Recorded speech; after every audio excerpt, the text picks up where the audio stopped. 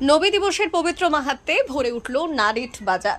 পবিত্র বিশ্ব নবী দিবস উদযাপন উপলক্ষে শান্তি ও সম্প্রীতি একতার পদযাত্রা অনুষ্ঠিত হল নারিটে। নবী দিবসের পবিত্র মাহাত্ম্যে ভরে উঠল নারিট বাজার। হাওড়া জেলার আমতা নারিটে শুক্রবার দিন সকাল থেকেই এলাকা জুড়ে ছিল উৎসব মুখর পরিবেশ।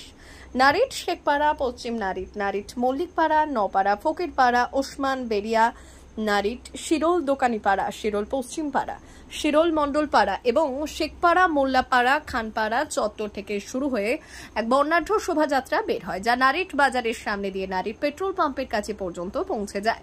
শোভাযাত্রায় ছিল অগণিত মানুষের ঢল। পুরুষ, মহিলা, শিশু, বৃদ্ধ সকলে এই শোভাযাত্রায় পা মেলালেন। ধর্মীয় সঙ্গীত আর স্লোগানে মুখরিত হয়ে উঠল পথঘাট। শুধু নারিট নয়, আশেপাশের গ্রাম থেকেও বহু মানুষ এসে যোগ দিলেন এই মহা সমাবেশে। প্রায় 1000-এরও বেশি মানুষের উপস্থিতিতে মিছিলটি এক অনন্য ভক্তি শ্রদ্ধা চিত্র তৈরি করে। মানুষ হাতে পতাকা, ব্যানার আর নবী দিবসের স্লোগান লিখিত ফেস্টুন দিয়ে নিয়ে এগিয়ে যায়। পদযাত্রা শেষে অনুষ্ঠিত হয় মূল মঞ্চে ধর্মীয় প্রার্থনা সভা।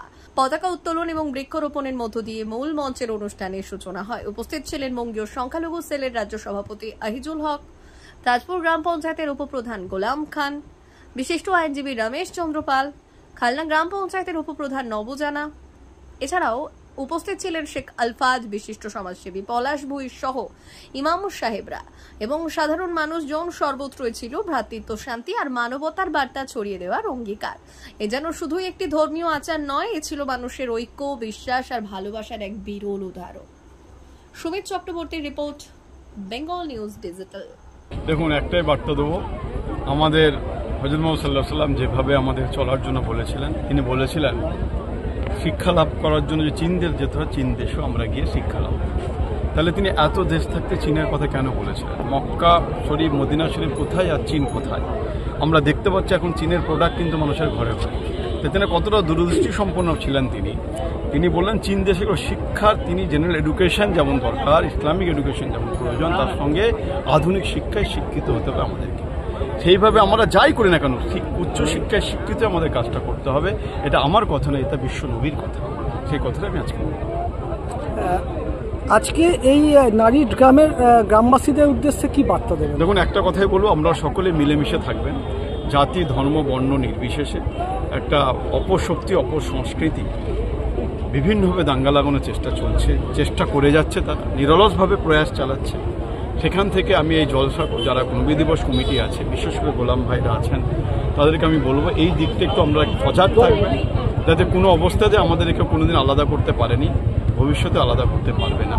এটা বিশ্বনবী চেয়েছিলেন সকলকে নিয়ে চলতে, সকলকে নিয়েই তিনি ছিলেন, তিনি সকলের নবী। তাই আমি নারীবাসীকে একটা কথাই বলবো, আমরা সকলে মিলেমিশে ঐক্যবদ্ধভাবে একসঙ্গে থাকবো এবং আমাদের হযরত মুহাম্মদ সাল্লাল্লাহু আলাইহি ওয়াসাল্লামের যে তরিকা, তিনি যে আকীদা দেখিয়ে দিয়ে গেছেন, সেই আকীদাটাকে আমরা যেন বুকের মধ্যে আঁকড়ে রেখে আমরা।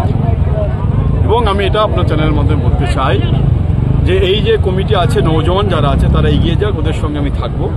আর যদি এখানে কোনো অবস্থান ইসলামিক কাজে কোনো রকমভাবে কোনো যদি সমস্যা থাকে, আমার কাছে যদি আসে, আমি সরকারের দৃষ্টি আকর্ষণ করে সে কাজটা করব। এটাও আপনার চ্যানেলের মধ্যে বার্তা দিয়ে পাশে পেয়ে আজকে এখান থেকে আরো উন্নতি যদি কিছু করা যায়, আপনাকে তার পাশে থাকার বার্তা দিয়ে, সেই হিসেবে আপনি কমিটির তরফ থেকে কি বলবেন? দেখুন, সাহেব আজকে শুধু নয়, সাহেব সর্বক্ষণে আমাদের সঙ্গে আছেন এবং অনেক কাজ উনি করে দিয়েছেন আমাদের। আরও যদি কিছু কাজ থাকে, উনি নিজের মুখে আজকে এখানে দাঁড়িয়ে গেলেন। এবং আমার যারা এখানে ছেলেরা আছে, নবী দিবস কমিটি আছে, তাদের কাছে আমিও বলবো, এসো সবাই মিলে গ্রাম উন্নয়নের কাজ করি এবং সবাই মিলে একটা সুন্দর গ্রাম তৈরি করি, সুন্দর বাংলা তৈরি করি এবং আমরা আমাদের সাহেবকে সবসময় কাছে পাই এবং আমাদের যিনি রাজ্য পরিচালনা করছেন, উনিও উন্নয়নের সঙ্গে আছেন, ওনারও সহযোগিতা আমরা পাই। একসঙ্গে আমরা সবাই মিলে এই সম্প্রীতি